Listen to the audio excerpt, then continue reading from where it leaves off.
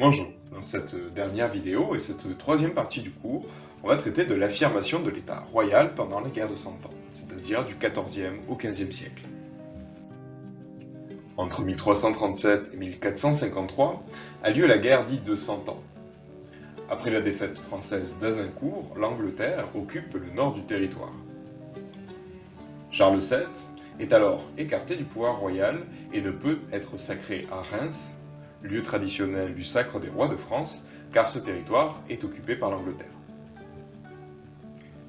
Mais avec l'aide des seigneurs, de Jeanne d'Arc et des villes du royaume, il arrive finalement à se faire sacrer à Reims et à reconquérir la partie nord du royaume.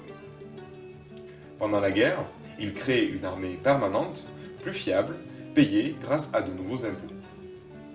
En effet, jusqu'à la guerre de Cent Ans, l'armée était essentiellement composée des armées des vassaux du roi, mais également de mercenaires. Avoir une armée permanente permet d'avoir une armée donc plus fiable, à la fois en termes d'effectifs, mais également en termes d'armement. Son successeur, Louis XI, soumet à son pouvoir les seigneurs les plus puissants et agrandit encore le domaine royal. Le domaine royal est alors le plus vaste territoire du royaume et le roi de France s'est donc définitivement affirmé face à ses seigneurs les plus puissants, à ses vassaux les plus puissants, les comtes.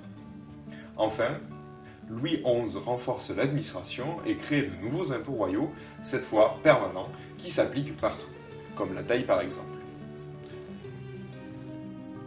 En résumé, la guerre de Cent Ans est un moment où Charles VII réaffirme son pouvoir, où il reconquiert du territoire, mais c'est également un moment dans lequel l'État s'affirme par de nouveaux impôts et la création d'une armée permanente.